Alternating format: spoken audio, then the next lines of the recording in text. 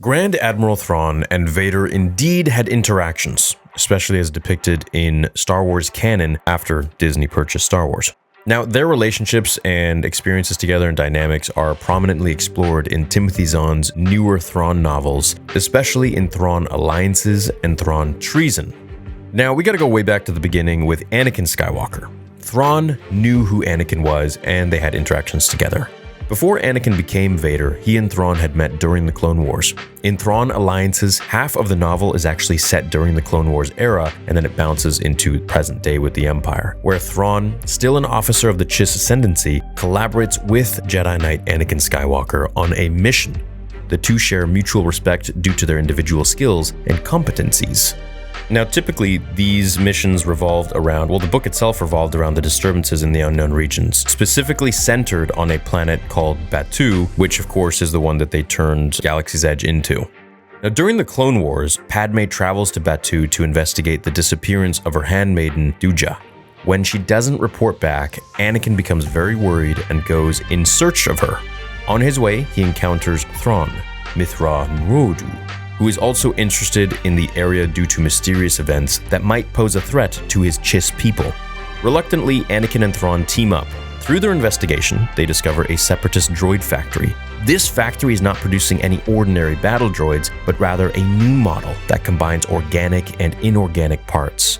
The duo eventually discover that the separatists are using the local inhabitants in their experiments. Anakin's primary concern is to find and rescue Padme.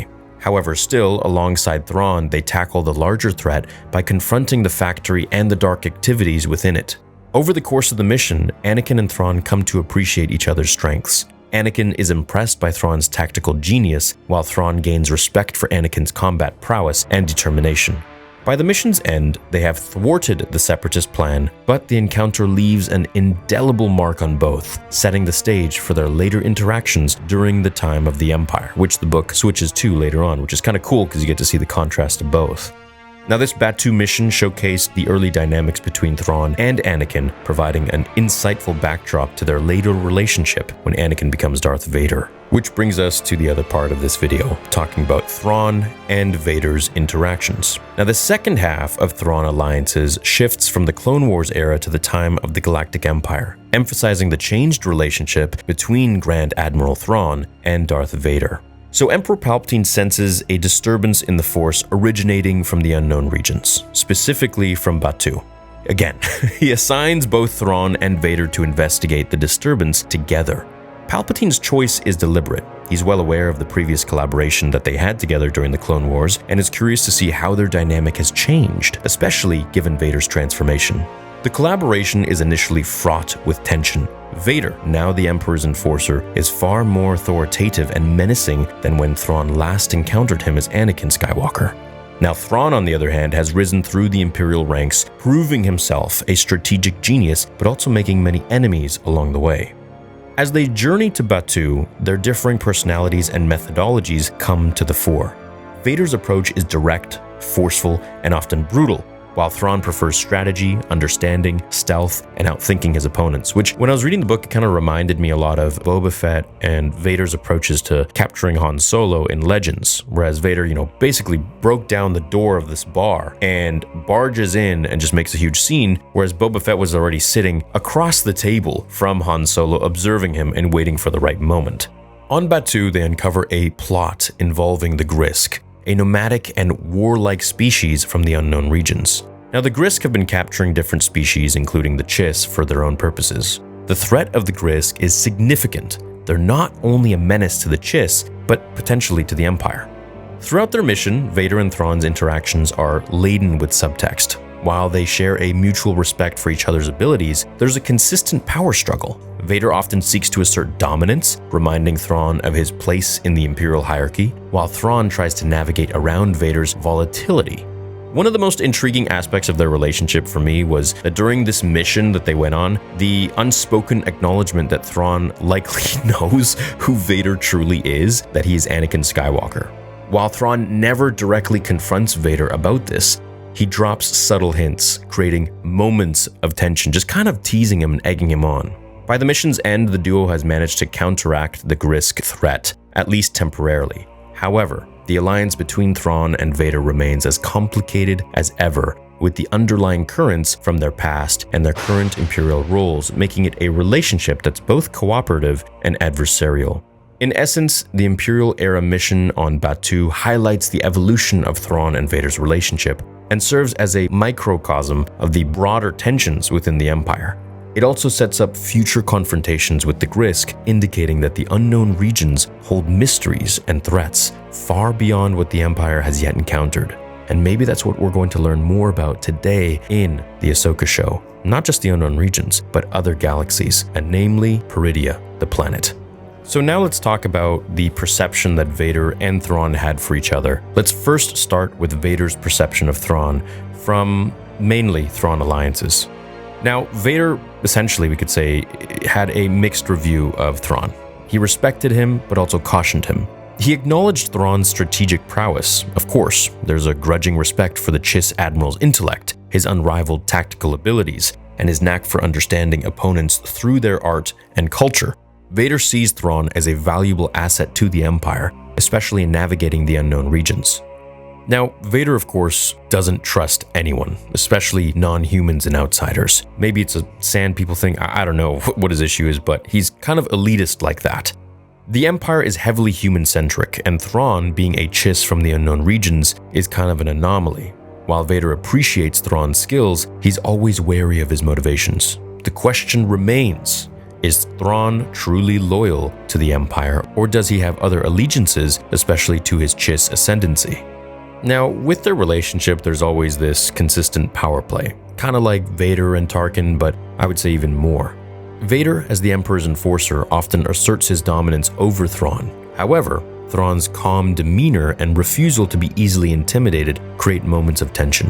While Vader could easily use the Force to subdue Thrawn, the fact that he doesn't, most of the time, speaks to the mutual respect and the delicate balance of their relationship.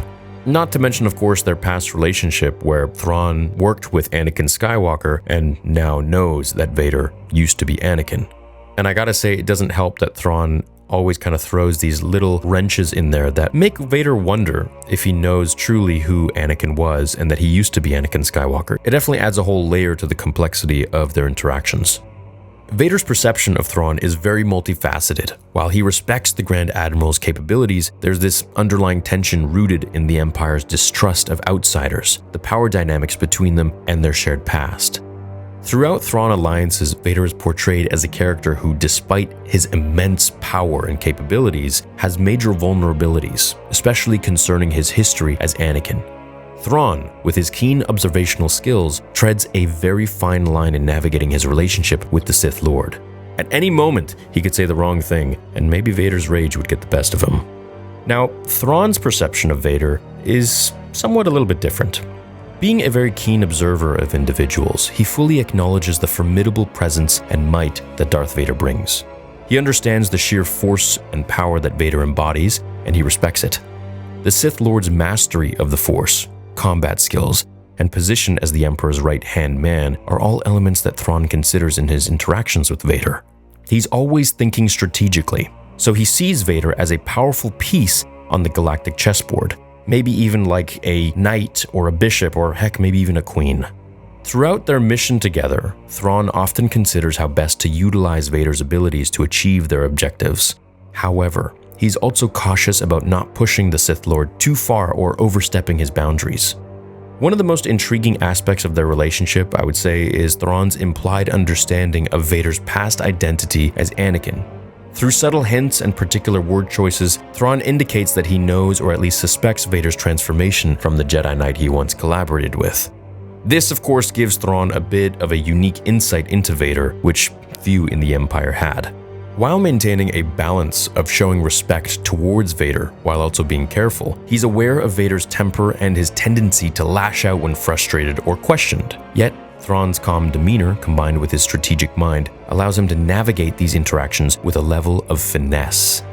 Now, Thrawn knows he's an outsider to the Empire, and a member of the Chiss Ascendancy, who has his own motivations and priorities.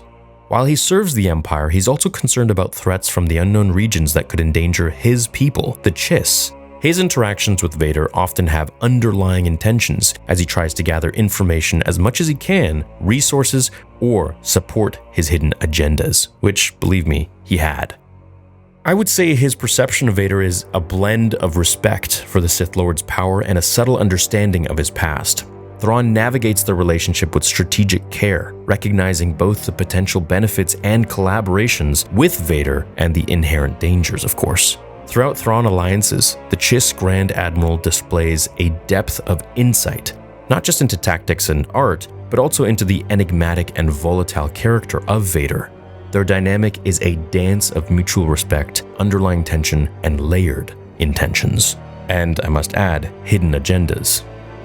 I'd say the interesting thing about Thrawn is that his primary strength really does lie in his ability to understand cultures, individuals, and strategies through observation alone.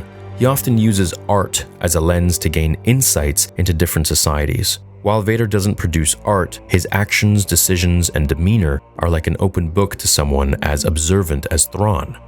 Something I found funny during the Thrawn Alliance's book was when Thrawn would carefully choose his words or recall their past mission, dropping subtle hints that suggest his knowledge of Vader's former life, just to kind of see Vader get tense. Through the whole time, I was kind of wondering when he was going to address the whole thing, like, hey, I know you're Anakin, but it doesn't happen. And why he doesn't do this, I think there are a few reasons for it. First, of course, it's very dangerous, and Thrawn knows the peril of directly challenging someone as powerful and volatile as Vader. Second, Thrawn is strategic and might consider this knowledge more useful if he kept it as an unspoken card up his sleeve.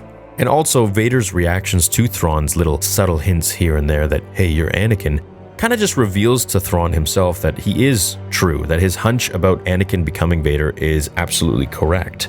I think what we're going to see in the Ahsoka show is perhaps a level of connection or even a flashback of Thrawn and Anakin Skywalker in the Clone Wars and maybe even during the Empire with Vader.